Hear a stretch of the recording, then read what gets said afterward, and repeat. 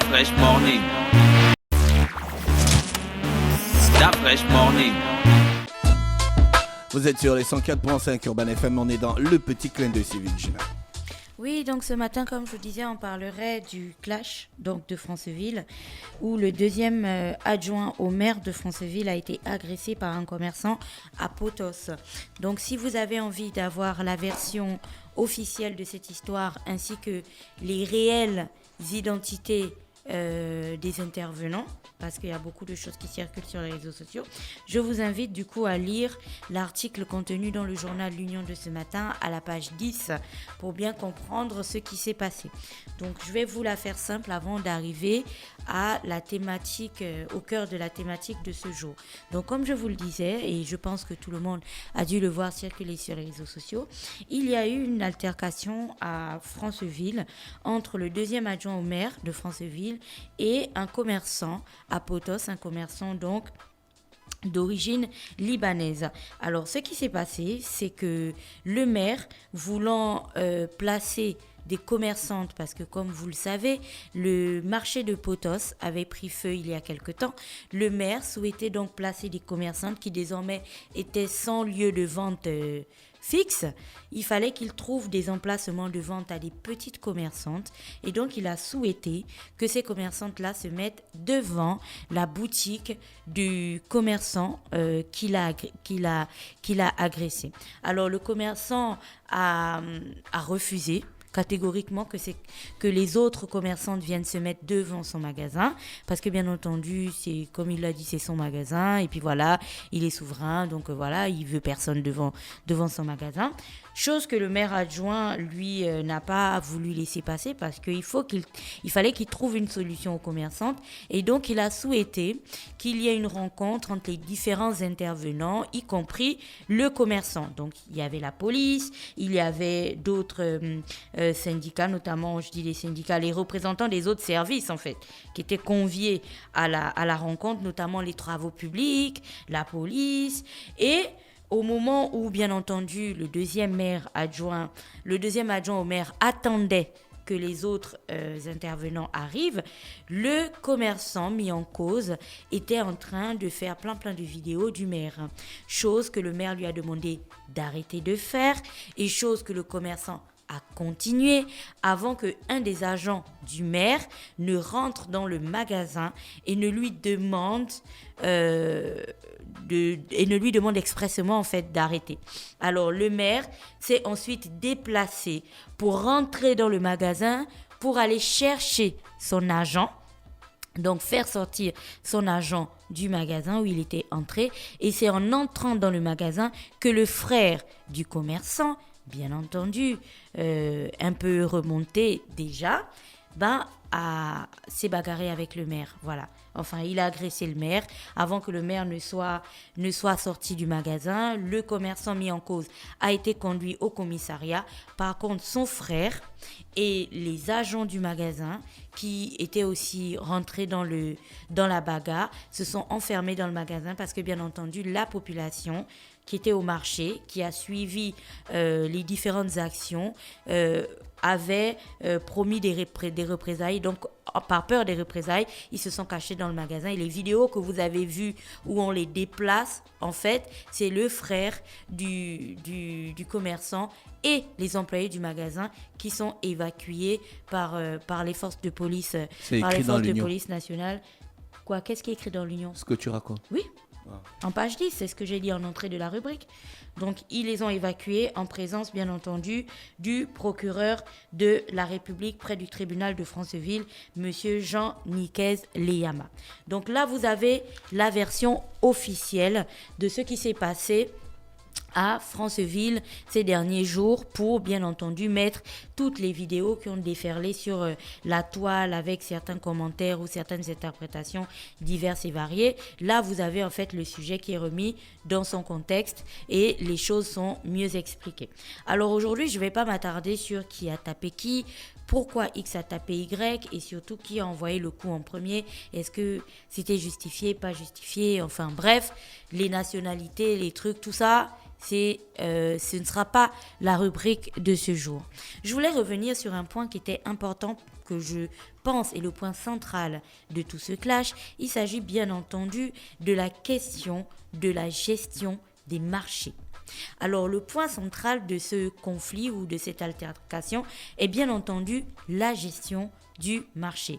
On a un marché qui a pris feu il y a quelque temps. On a d'un côté des commerçantes qui n'ont aucun autre endroit où vendre. Et puis, on a d'un autre côté un commerçant qui décide de ne pas avoir des commerçants devant son magasin. On arrive donc aux prérogatives, premièrement, du maire. Est-ce que la gestion du marché fait partie des prérogatives d'un maire? Si la question est oui, on passe donc à la seconde question.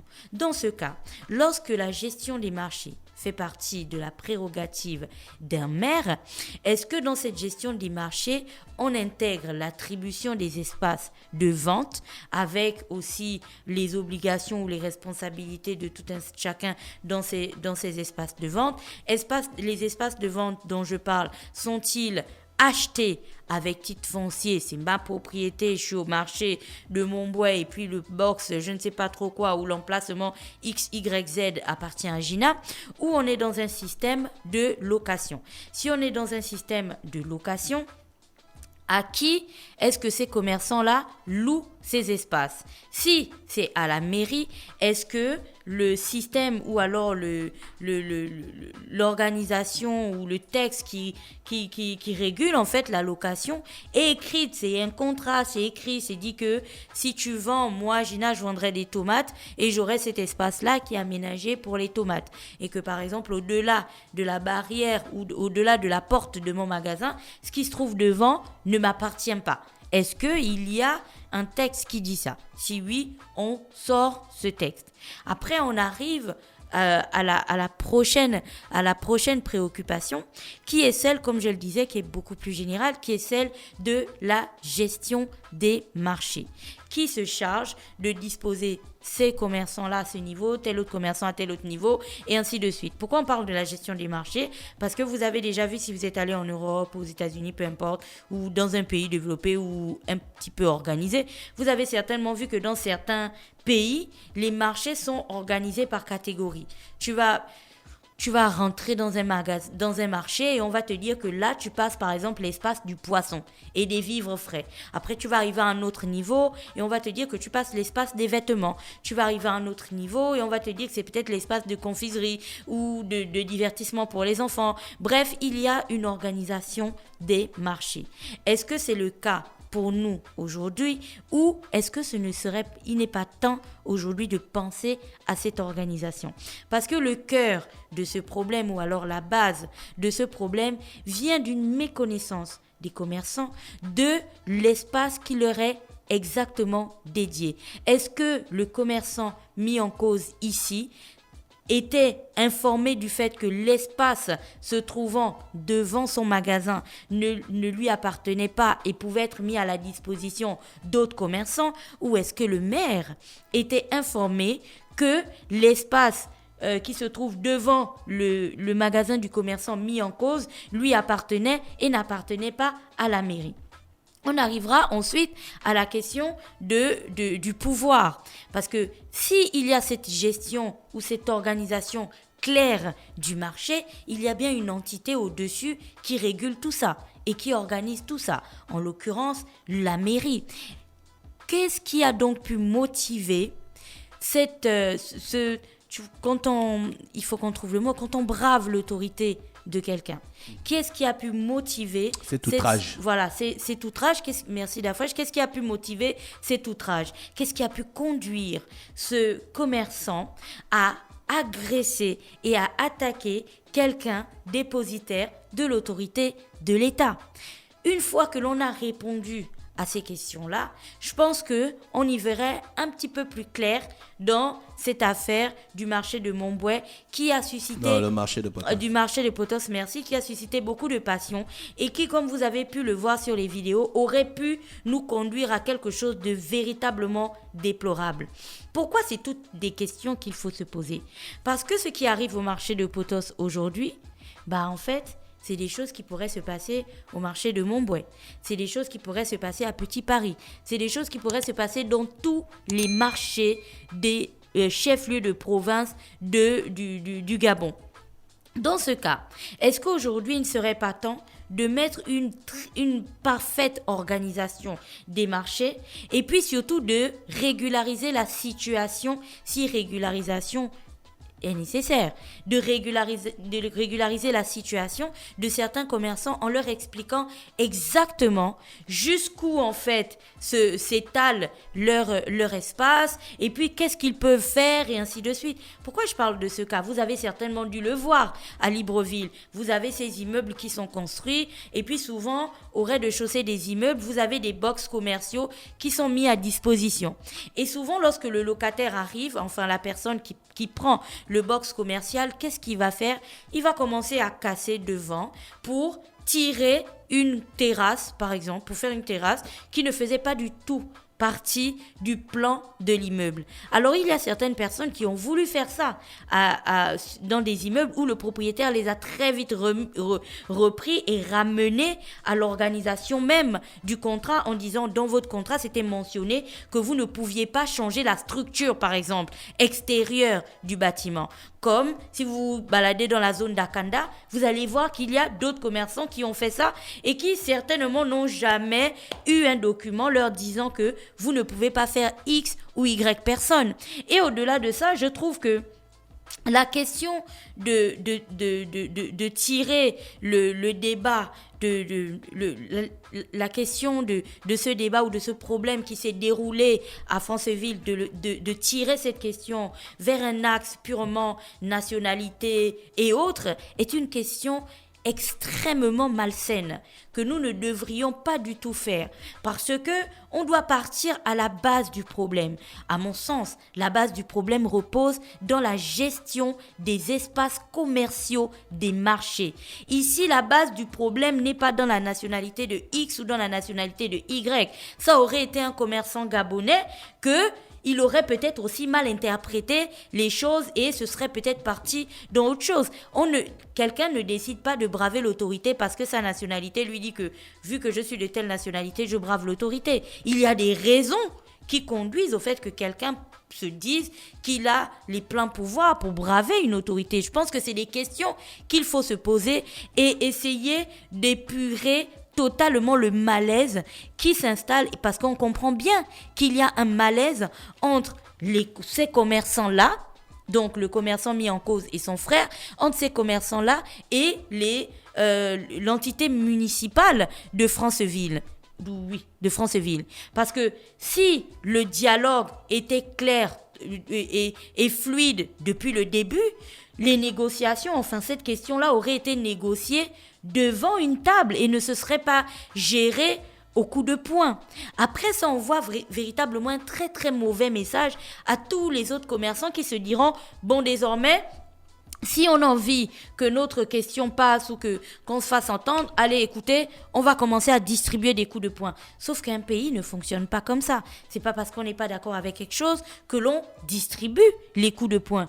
Quid alors de la gestion des malentendus ou de la gestion des problèmes lorsqu'on est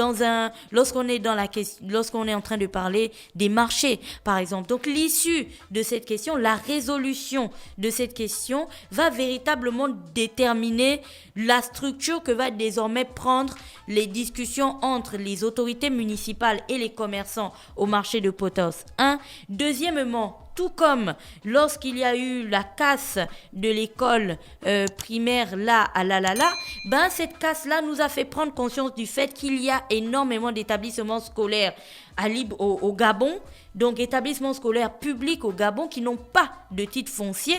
C'est la casse de Lalala qui nous a ouvert les yeux ou qui du moins a mis l'accent sur ce problème-là encore une fois. De cette même manière, je pense que la question de Potos aujourd'hui doit nous permettre d'ouvrir les yeux sur la gestion des marchés, pas uniquement une gestion de qui prend les taxes ou qui fait quoi, qui vend machin, mais une gestion administrative des marchés, de telle sorte que si tu poses poses une carte là tout de suite sur la table et que tu vois B4 par exemple, box 4, tu sauras que c'est Mulungi, Fabrice, J-Noël qui vend par exemple du Mutuki à cet endroit. Box Non, numéro pas le 5, Mutuki, je le connais.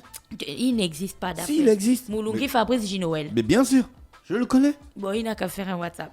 Donc, si tu vois il a le même box écrit 5, depuis. si tu vois le box 5, on pourrait te dire que c'est Gina qui vend, je ne sais pas, des bracelets Voilà. pour les femmes. Et ainsi de suite. Donc, s'il y a une gestion administrative optimale des marchés, ça permettra premièrement de mettre les gens face à leurs obligations et à leurs devoirs en tant que locataires de ces espaces commerciaux. Et ça permettra aussi à la mairie une gestion optimale des espaces de vente où le maire en fait ne se casserait pas la tête et n'essaierait pas de rafistoler et de tirer gauche à droite pour essayer de caser des commerçantes parce que le marché a brûlé il y a plusieurs temps. Voilà. Merci Gina qui est avec nous ce matin sur les 104.5 Urban FM, la station urbaine dans le Da Fresh Morning. Da Fresh Morning.